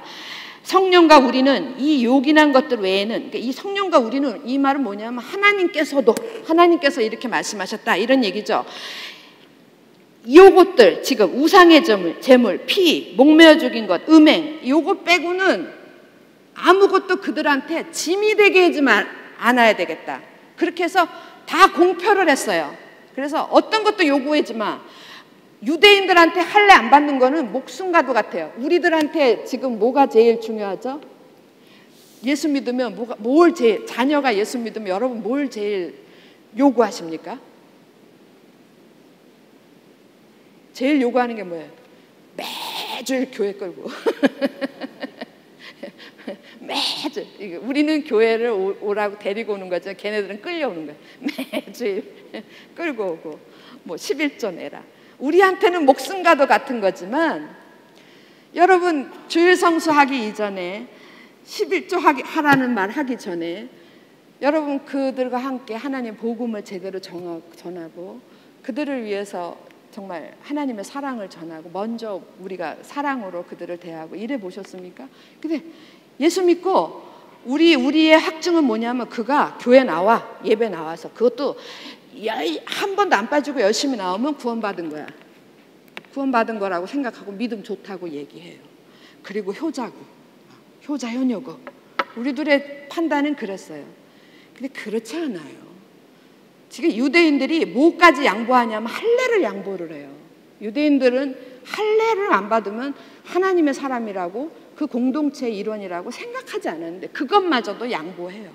뭐만 성령이 지시하신 우상의 제물, 피, 목매어 죽인 거, 음행 이 네 가지는 다 뭐냐면요. 하나님의 절대 주권에 하나님이 하나님 되심에 반항하는 거예요. 그러니까 우상의 제물, 우상의 제단에 바쳤던 거 그거를 잘못 계속 먹게 허용을 하면 그게 시장에 나와서 팔렸거든. 먹게 허용하면 하나님도 똑같이 우상처럼 같은 수준으로 끌어내리는 게 되는 거야. 안 되지. 하나님은 만왕의 왕 만주해 주시고 절대자이시고 절대 안 되는 거예요. 피 생명이에요. 생명은 누구에게 있는 거예요? 하나님께 있다라는 상징적인 얘기예요. 목매어 죽인 거 여러분 저도 뒤져봤는데 목매어 죽인 거는 그 몸에서 아직 피가 다 안 빠졌답니다. 그래서 피와 목매어 죽인 거는 같이 세트로 가는 거예요. 음행은요 분명히 그랬어요. 에스겔서인가 어디에 보면은요 하나님을 버리고 하나님을 등 뒤로 버린 그것을 음행이라고 그랬어요. 그러니까 하나님을 버리고 다른 신을 섬긴 그 음행이에요. 우상 숭배예요. 그러니까 이런 것 하나님께 대한 하나님의 절대 주권, 절대자에 대한 것만 빼고는 나머지는 아무것도 중요하지 않다라는 거예요. 그래서 그냥 그대로 지내라는 거예요. 아프리카에 어떤 선교사님이 갔다 와서 그 예배를 얘기를 하는데 우리 예배 듣다가 우리가 저것도 예배야? 이렇게 얘기했었어요. 예배를 막 찬양을 할 때는 온 성도들이 한 100명도 넘는 성도들이 다 나와서 춤을 춘답니다. 개판이 되는 거예요. 여기가 춤판이. 막 춤추다가 난리 구슬치고 막 북치고 막 이래가면서 뺑뺑 돌고 여러분 우리 지금 예배실에서 그런다고 한번 상상을 해보세요. 그러고 있다가 다 지자리로 가고 그러다가 또 뭐 하나 말씀 몇 절 듣다가 또 찬양하면 또 나와서 춤추고 헌금을 하면은 우리는 헌금하면은 그냥 실수로 내가 1억을 했어도 암소리도 못 하잖아요. 하나님께 바친 돈이려니. 그런데 그 사람들은 헌금을 내가 1,000원만 하고 싶었는데 10,000원짜리를 냈어. 그럼 그 옆에서 9,000원 거스름돈 나올 때까지 기다린다는 거 아니에요? 기다려가지고 그것도 그냥 기다리는 게 아니라 춤추면서 기다린대. 기다리다가 되는 대로 걷어. 거기 누가 이제 옆에 뒤에 사람이 2,000원 내면 2,000원 잔돈 받는 거예요. 그래 9,000원 챙겨가지고 들어간다. 이게 어디 우리 문화하고 같습니까? 그 선교사님 그거 아무렇지도 않게 생각하고 같이 춤추고 같이. 그거보다 더 중요한 거는 복음을 듣고 구원을 받는 거예요. 그리고 하나님 나라를 그건 그들의 문화예요. 그들의 문화이기 때문에 그것이 중요하지 않다라는 거예요. 오늘날 제가 이 마당에 이제 끝났습니다. 이 마당에 한 개만 더 하면 되는데 시간이 반드시 여러분들한테 요구하고 싶은 게 지금 한국교회의 큰 문제, 우리 대흥교회도 마찬가지고 지금 젊은이들이 다 빠져나가요. 여러 가지 이유가 있지만 가장 큰 이유는 이유입니다. 그들에게 복음을 전할 수가 없어요. 그들이 다 협곡이라고 느끼는 거예요.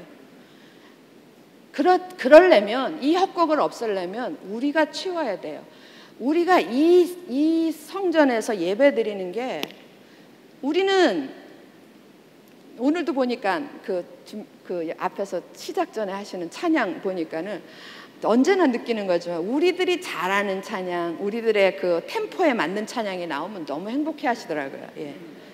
그리고 그 모르는 찬양 나오면 다들 이제 저부터도 못 따라하니까. 그런데 이제 이런 전반적으로 조직부터 시작해가지고 모든 것에 전반적으로 우리에게 익숙한 기성세대, 부모세대에게 익숙한 걸로 딱 맞춰져 있어요.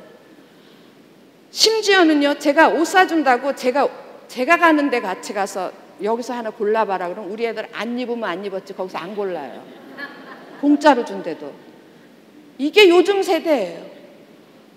안 그래도 믿음이 없는데 이 교회라는 데 오니까 아주 모든 위에 구조부터 시작해가지고 모든 행정, 모든 사람들, 심지어는 예배까지도 하나도 자기들한테 맞는 문화가 한 개도 없는 거예요. 그러니까 우리들로서는 이해가 안 되는 어떤 이상한 교회에서 예배를 드리면 거기가 안 젖는 거예요. 근데 거기에서도 복음만 있으면 제가 아무 말도 안 해요. 근데 복음이 없는데도 거기가 안 젖는 거예요. 문화기 때문에 가 안 젖는 거예요. 문화가 이토록 중요합니다, 여러분. 우리가 기득권자잖아요, 교회에서는. 그리고 부모 세대잖아요. 그렇다면 과감히 개혁을 위해서 우리가 내려놓을 줄도 알아야 된다는 걸 이야기하고 싶은 거예요. 무슨 얘기인지 아시겠습니까? 정말 지금 뭐 아무도 안 계시지만 우리 교회 많은 사역자들, 많은 장로님들, 지도자들급에서부터 이거는 변화돼야 돼요. 지금까지 해왔던 거 가지고는요 한 사람도 못 건져요. 점점 더 빠른 속도로 빠져나가요. 다음 세대에 또 다음 세대가 되면 정말 하나도 안 남고 유럽 교회처럼 일불의 이 교회가 팔려나갈 수 있다고요. 단돈 1,000원에. 어머 어떻게 이 교회를 어떻게 만들었는데 그건 여러분 생각이고 그때는 여러분 없어요. 여기에. 팔아도 몰라요. 근데 어떻게 이 엄청난 교회가 단돈, 이건 미국에서 실제 있었던 얘기예요. 1불이면 1,000원입니다. 1,000원에 팔려나갔어요. 팔았어요. 왜 판 줄 아세요? 유지할 수가 없어요. 1,000원이라도 받고 파는 게 좋은 거예요. 신경이라도 들쓰게. 1,000원, 어떻게 1,000원 받고 팔어? 1,000원 안 받고 팔으면 매달 수백만 원씩 여기 유지하는데 수천만 원씩 들어가요. 감당이 안 되는 거예요. 여러분 그런 세대가 곧 옵니다. 우리가 이러고 있으면 곧 온다고요. 정말 심각한 얘기입니다. 그러니까 교회 사령탑부터가 개혁에, 이런 것에 대해서 개혁에 선교도 안 돼. 선교가 문이 막히는 거예요. 개혁에 힘쓸 때에 여러분 기꺼이 박수치고 기꺼이 참여하고 그래야 살아나요. 우리 한국교회가 그래야 그나마도 명맥을 유지해요. 지금 뭐 마지막 때니까 점점 줄어드는 건 뭐 다 기정사실이지만 그래도 교회가 교회다워지려면 이 교회가 길어봐야 여러분과 제가 살아있는 20, 30년만 버티기를 원하십니까? 그건 아니잖아요. 그건 아니라면은 우리가 이런 걸 위해서 기도하셔야 돼요. 기도하고 여러분들부터, 저와 여러분부터 바뀌어져야 됩니다. 무슨 변화? 문화적 변화. 됐습니까? 마지막은 전략적 변화인데 이거죠. 아까 내가 멀리 가면 선교고 가까이 가면 전도라 그랬는데 아니요. 모든 성도들한테는 다 똑같이 선교적 사명이 있는 거 아셨죠, 이제? 예, 이건 사명이에요. 사명이고 이건 반드시 해야 되는 거예요. 그런데 이거를 아니 그럼 우리 모두가 우리 또 요런 유혹에 빠져 있어요. 에이, 가는 선교사님 계시잖아. 우리는 보내는 선교사. 아주 용어도 좋았어요. 박수 쳤어요. 올커니 보내는 선교사는 후원하고 기도만 하면 돼. 별로 어렵지 않아요. 물론 뭐 후원하는 게 쉽다라는, 기도하는 게 쉽다라는 거로 폄하하는 건 아닙니다. 가는 것보단 낫잖아요. 그죠? 다 내려놓고 가는 것보다는. 거기에 어느덧 한국교회가 안주해 있는데요. 아니에요.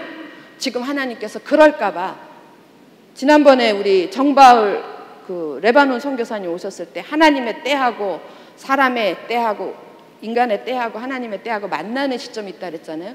지금이 그때 중에 하나라고 그랬잖아요. 기억나십니까? 예, 그때 중에 하나. 이게 지금 이 가는 선교사, 보내는 선교사의 개념이 이제 없어진 세대가 됐어요. 왜냐하면 왜 가는 선교사가 따로 있어야 되냐면 저 오지까지 가서 아프리카 브라질 아마존까지 가서 복음을 전해야 됐고 아프리카까지 가서 복음을 전해야 되는데 지금은 이상하게 모든 그쪽에 있는 오지에 있는 사람들이 다 오는 거예요. 어디로 오겠습니까? 우리 한국 전 세계에 오는데 한국에도 오죠? 근데 한국에 어디에 여러분이 왔으면 여러분이 저 아프리카 사람이라고 생각해 보세요. 미전도 종족 아직 복음을 한 번도 못 들어봤는데 그리고 여러분이 여기 한국 땅에 올 때 한국 땅 저기 지리산 골짜기로 가겠습니까? 강원도 저 골짜기로 가겠습니까? 어디에 가시겠습니까? 그렇죠. 지금 모든 세계적인 난민 그 다음에 이런 사람들로 이탈되는 그런 사람들로 인해서 그런 사람들이 다 도시로 자기들이 발로 돌아오는 거예요. 그래서 어디든지 난민촌이 형성된 데는 하나님의 사람들이 거기 있는데 그들에게 자기 발로 나온다라는 거 아니에요? 그러니까 그거는 이제 선교사들의 몫이고 우리는 어떤데요? 지금 온 땅의 난민들이 막 다 쏙쏙 들어갑니다. 난민 아니더라도 그 사람들이 자기들이 이제 이 나라에서 못 살겠다. 우리도 좀 더 잘 살아야 되겠다 해가지고 배우고 적어도 그 땅에서 그 나라에서 배우고 가진 자들이 다른 나라 도시로 몰려들어요. 그러면요 어떤 시대가 되냐면 우리가 문만 열면 여러분의 아파트 문만 열면 바로 이웃에 누가 있냐면요 미얀마 사람이 살고요 방글라데시 사람이 살고요 저기 아프리카 누가 살고요 여러분 방송 보시면 모르겠습니까? 막 사방에 미전도 종족들이 다 한국에 들어와 있어요. 다 생략하고 우리 교회가 여러분 모두가 교회인 걸 아시죠? 예, 여러분 모두 구원 받으셨습니까? 그럼 여러분이 우리 교회인 거 아시죠? 이제 각 교회가 해야 될 일은 여기에 집중해야 돼요. 선택과 집중 너무너무 중요해요. 우리가 복음을 땅끝까지 증거하는 일에 그게 하나님 뜻이라고 그랬어요. 다 돌아오게 하는 일에 전해야지 될 거 아니에요. 근데 우리 옆에 와 있다니까요. 우리 코앞에 와 있다니까요. 지금. 그래서 이거를 그렇게 지금 이렇게만 얘기하면 난감한 거예요. 난감하네 이렇게 되는 거예요. 어떻게 해야 되지? 코앞에 와 있다는데 우리 집에는 없네. 아무리 봐도 없어 우리 주변에는. 이거는 상징적인 얘기죠. 문만 열면 와 있다라는 얘기는. 대전에도 많이 들어와 있고요. 뭐 말할 것도 없어. 도시마다 꽉꽉 들어와 있는데 교회가 깨어나야 돼요. 교회가 이런 프로젝트를 만들어야 돼요. 그동안에는 무슨 우리 무슨 선교 여러 가지 선교를 했지만 집중해서 다문화 선교를 해야 돼. 아직 복음을 듣지 못한 지금 제가 사역하는 데서는 한 3년 전까지 저 강원도 이런 오지 교회를 가서 전도를 했어요. 그럼 거기는 진짜 성도, 그 목사님 사모님이 얘기해요. 다문화 사람들한테밖에 전도할 사람들이 없대. 한국 사람들은 아예 들으려고도 안 한대. 그러니까 다문화 사람들은 그나마도 우리가 와서 막 이렇게 음식도 해주고 막 이렇게 오라고 초청하고 그러면 온대요. 그래 그분들 대상으로 시골교회가 지금 농어촌의 시골교회 작은 교회들이 그런 목회를 하고 있어요. 아니 이게서 하나님 공평하다 그랬어요. 지금 생각하니까 너무 공평해요. 그들에게 하나님이 축복하실 거 아닙니까? 잘했다 칭찬할 거 아닙니까? 우리 뭐 하는 겁니까? 이렇게 많은 자원을 가지고 우리 뭐 하는 거예요? 교회에서 이런 선교에 지금 하나님이 만들어 놓은 터에 막 사방에서 막 사람들이 우리가 찾아가는 게 아니라 막 찾아 들어와요. 디아스포라가 막 들어오는 거예요. 흩어진 사람들이 막 들어오는 거예요. 이때 우리가 교회가 할 일을 만들어줘야 돼요. 우리 예를 들어서 뭐 노기수 같은 그런 훈련 프로그램처럼 우리가 다문화 사역, 저는 그런 면에서 아주 모란봉 사역을 굉장히 하나님께 감사드려요. 그 모란봉이 바로 그런 거예요. 여기서 사람들을 지금 눈앞에 있는 사람들을 키워서 그 사람들 나라로, 그 사람들 고향으로 보내는 거예요. 지금은 못 가지만 언젠가 하나님이 문을 여실 때 들어가서 그들을 복음화시키는 데 쓰임받는 거예요. 우리가 우리 주변에 있는 사람들을 그 사람들에게 복음을 전해서 그 사람, 지난번 선교사님 얘기 들었죠? 더 설명 안 해도 되죠? 엄마 나 여기 잘 있어. 난민촌에 와서 잘 있어. 죽지 않고 살았어. 그런데 엄마 나 예수 믿었어. 내가 믿은 예수 엄마도 믿었으면 좋겠어. 영상으로 바로 가서 선교사님 영상으로 핸드폰 영상으로 받아서 가져가서 보니까 어머니가 살아있다라는 것만 해도 감격스러워. 죽은 줄 알았던 자식이 살아있는데 그 자식이 원하는 게 엄마가 예수 믿는 거래. 믿겠어요? 안 믿겠어요? 이게 지금 하나님이 하시는 일입니다. 그러니까 우리 주변에 들어와 있는 다민족 사람들을 여러분 우리나라를 좀먹는 어떤 사람은 그렇게 얘기를 해요. 아유 이런 무식해도 많이 무식한 겁니다. 우리는 적어도 하나님의 자녀들은 그 사람들을 하나님이 사랑하셔서 우리에게 보내신 사람들이라고 생각해야 돼요. 그리고 한 사람 한 사람들이 그 나라들 그 민족을 그 사람들이 가서 전해야지 제대로 전할 거 아니에요. 아 예수 믿으라고 이래가지고 전하는 거나 우리가 예수 믿으세요 이러는 거나 문화가 달라서 누가 더 자기들 말로 하는 게 더 맞다고요. 그렇게 갈 수 있도록까지 우리가 그들에게 최선의 사랑을 베푸는 거예요. 복음을 전하면서 최선의 사랑을 베푸면 그들이 그 사랑 속에서 하나님의 사랑을 깨닫고 하나님을 만나고 그들이 하나님의 사람이 돼서 그들이 자기 민족에게 가서 복음을 전하면 그때서야 끝이 오리라. 됐습니까? 그러니까 이 말 하려고 4주를 기다렸습니다. 마지막 하나만 더 하겠습니다. 고린도 여러분 교재에도 있는데 고린도전서 1장 10절에 보면 바울이 이렇게 형제들아 내가 우리 주 예수 그리스도의 이름으로 너희를 권하노니 모두가 같은 말을 하고 같은 마음을 갖고 같은 뜻으로 온전히 합하라 그랬습니다. 같은 말을 하고 같은 마음을 갖고 같은 뜻으로 온전히 합하라 그랬는데 여러분 뜻이 같지 않으면 같은 마음 안 돼요. 뜻이 같지 않으면 같은 말 안 돼요. 자, 이때 같은 뜻은 누구의 뜻이겠습니까? 뜻은 하나밖에 없어야 돼요. 더더군다나 하나님의 사람들에게 하나님의 공동체의 뜻이 여러 개면 안 돼요. 이 속에 소견에 오른 대로 다 믿는 뜻 같이 가지고 있으면 이거는 그냥 다 자멸하는 거예요. 분해되는 거예요. 하나님의 뜻으로 온전히 합하는 이 교회 여러분과 저가 되기를 주의 이름으로 축원합니다. 기도하겠습니다. 사랑하는 아버지 하나님, 오랜 시간 동안 주님이 어떤 뜻을 갖고 우리를 지으셨고 지금까지 그 일을 어떻게 해오셨고 또 우리가 어떻게 행하기를 바라시는가 거기까지 우리가 다 배웠습니다.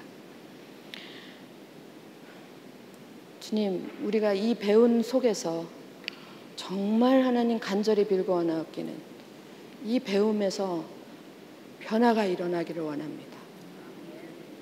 우리 속에, 각 사람 속에 정말 사랑의 사람으로 변화되게 하여 주시옵소서. 또 교회마다 사랑의 사람들이 모인 이 교회마다 하나님의 뜻이 이루어지는 교회가 되게 하여 주시옵소서. 도와주시옵소서. 우리가 오랫동안 이 상황 속에서 오래 머물다 보니까 우리가 어느덧 굳어져 있습니다. 우리가 발을 빼고 싶어도 잘 안 됩니다. 아버지 하나님, 이제 우리를 불쌍히 여겨주셔서 우리를 건져주시옵시고 다시 한번 기회를 주시옵소서. 그래서 주께서 피값으로 사시고 주님의 이름으로 세우신 사랑하는 교회들마다 다시 새롭게 하나님의 뜻을 위하여 일어나는 그런 역사가 일어나게 하여 주시옵소서. 그 일에 저희들이 다 드려지기를 원합니다. 각 사람 한 사람이 하나님의 뜻을 위해 사는 성도들이 되게 도와 주시옵시고, 그 사람들이 모여서 교회마다 변화가 되어서 교회마다 하나님의 뜻을 이룰 때에 하나님 온 땅에 여호와의 영광이 가득하는 일이 이 땅 가운데 속히 이루어지기를 간절히 빌고 원합니다. 주님 도와주시옵시고, 특별히 우리 대흥교회를 기억하여 주셔서 대흥교회가 정말 주변에 많은 교회들의 그늘이 되게 하시고 많은 교회들을 일으켜 세우는 일에 쓰임받게 하여 주시옵시고, 하나님 앞에 정말 잘했다 칭찬받는 귀한 교회가 될 수 있도록 축복하여 주시옵소서. 간절히 빌고 원하오며 감사드리오며 고마우신 우리 주 예수 그리스도 이름으로 기도합니다. 아멘.